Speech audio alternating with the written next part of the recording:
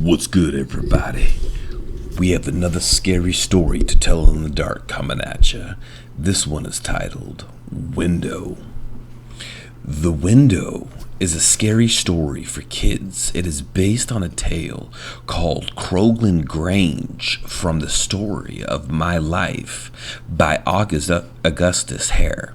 A version of this story appeared in Scary Stories to Tell in the Dark by Alvin Schwartz.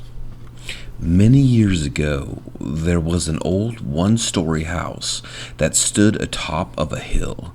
The locals called it Croglan Grange, and 3 young people lived there, a girl and her 2 brothers. One hot summer's night, they were all sitting out on the veranda, enjoying the cool air. They watched the sunset, and as the moon was rising over the trees, they decided to go to bed. A few hours later, the girl was lying in bed, unable to sleep with the heat. She was gazing out the window, watching the moon move across the sky, when something suddenly caught her eye. She saw 2 small lights moving through the woods near the graveyard at the bottom of the hill. They looked like the eyes of some strange animal, but she couldn't make out what kind of animal it exactly was. She kept her eyes on the woods, and then something stepped out of the shadows, something ghastly. It was coming up the hill towards the house. For a few minutes, she lost sight of it. Then she saw it coming across the lawn towards her window. It looked something like a man, yet it didn't. As she watched it, the most uncontrollable horror seized her. She wanted to run from her room, but the door was right next to her window, and she was afraid the creature would see her. She wanted to scream, but her tongue felt like it was glued to the roof of her mouth. She rushed to the door, but before she could open the lock, she heard a scratch, scratch, scratch at the window. When she turned around, she saw a hideous, shrunken brown face with flaming eyes glaring in at her. She tried to scream, but she was so frightened that she couldn't make a sound. The creature broke a pane of glass in the window, then it reached in with a long, bony finger and unlocked the window and crawled inside. The girl tried to escape, but the creature caught her by the hair. It dragged her over to the bed, then pulled back her head and sank its teeth into her throat. She let out a blood-curdling scream and fainted. When her brothers heard her scream, they rushed to her room, but they couldn't get in there because the door was locked.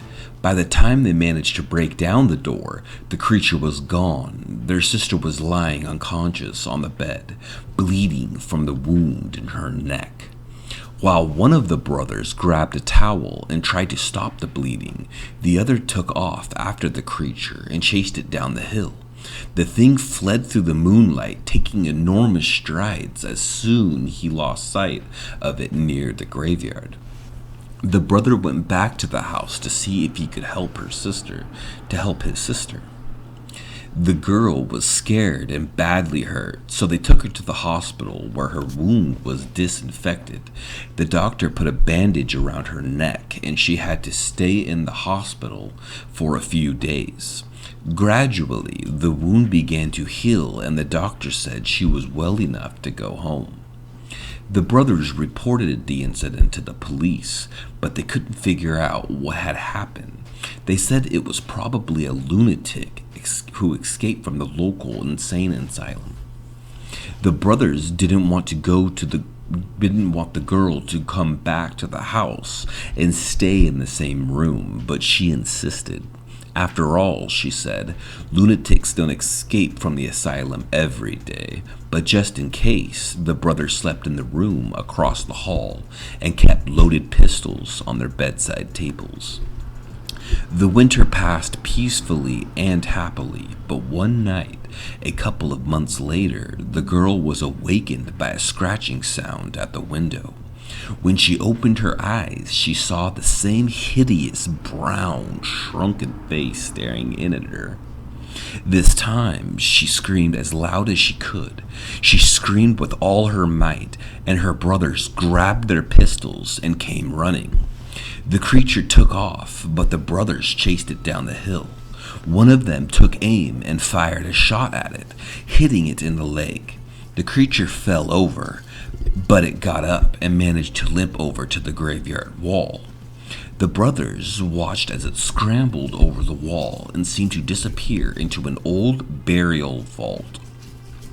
The next day, the girl and her brothers went down to the church and demanded that the priest open up the burial vault. Inside, there was a horrifying scene. The coffins had been broken up, and bones and rotting flesh were scattered all over the floor. Only one of the coffins had been left intact. When they opened it, there lay the same hideous, withered, shriveled creature that had attacked the girl. When the priest examined the corpse, he found a bullet in its leg.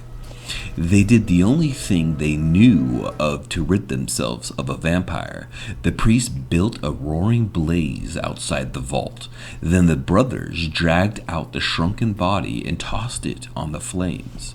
They watched the corpse burn until there was nothing left of it but ashes.